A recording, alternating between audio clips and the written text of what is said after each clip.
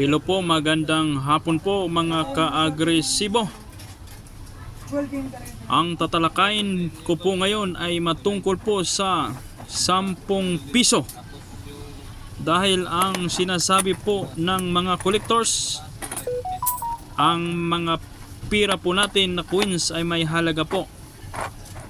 At ito po ang babalang kasin natin ngayon. Ito po ang una. Yan, 10 piso na 2016. Yan po, kitang kita po natin.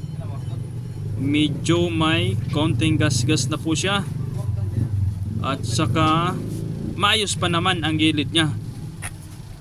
So ang sabi po ng mga collectors, pag okay pa ang kondisyon ng barya, medyo okay pa po ang halaga at pwede din po itong isubasta o may mga value po ito.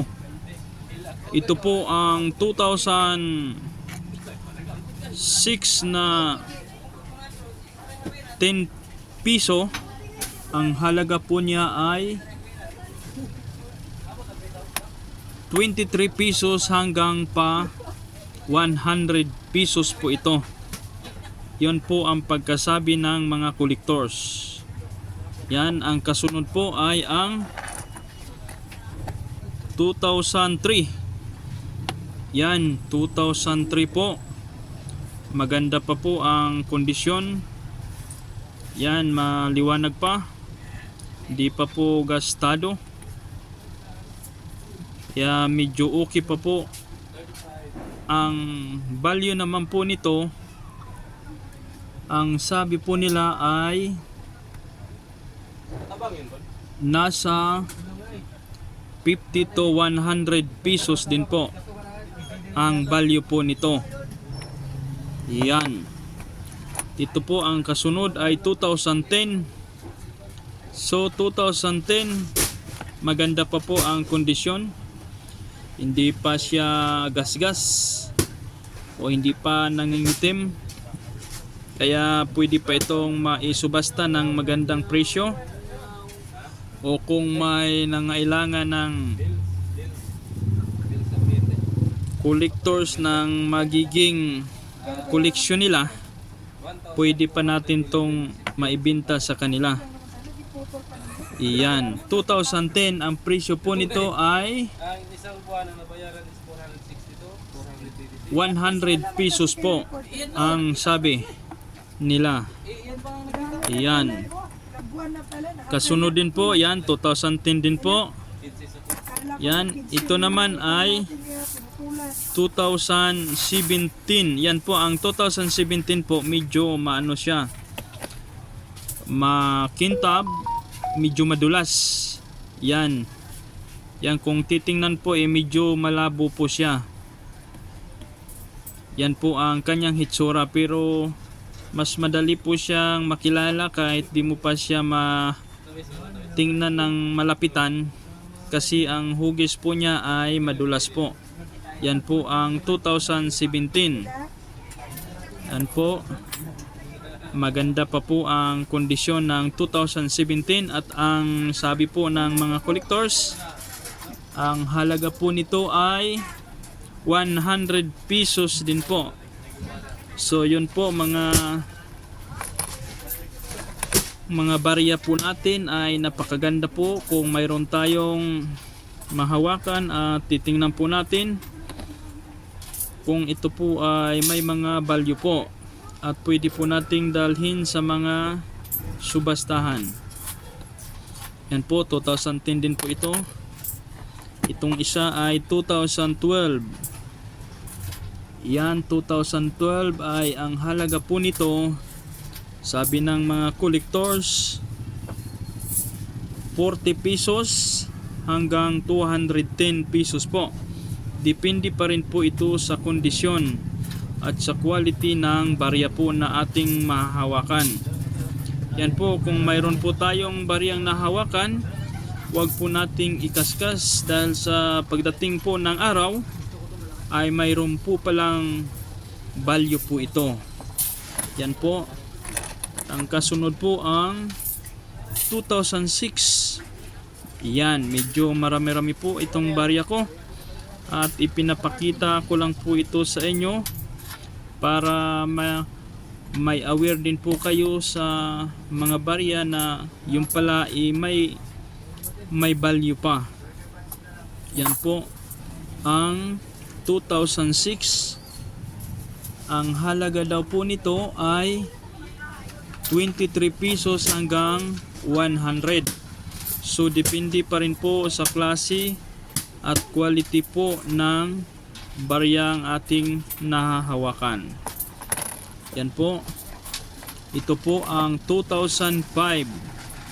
So 2005 naman, ang halaga po nito ay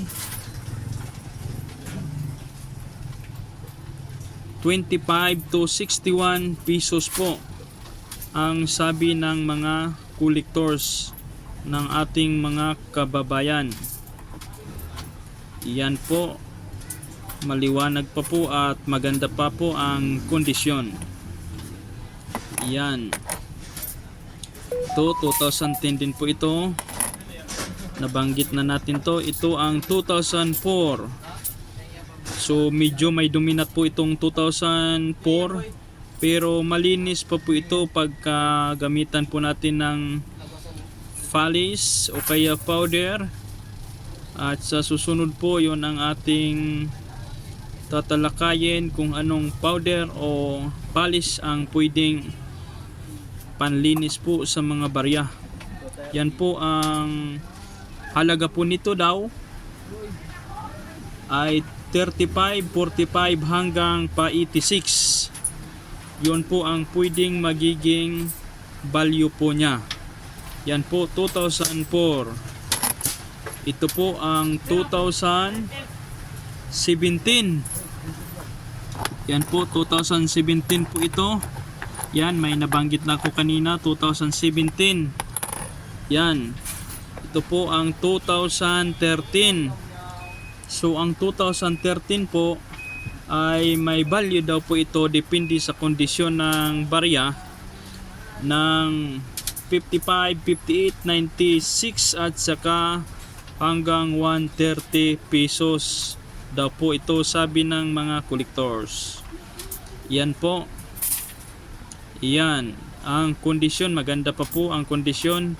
Yan ang gilid po, klarong klaro pa po ang mga mark sign niya sa kanyang tagiliran.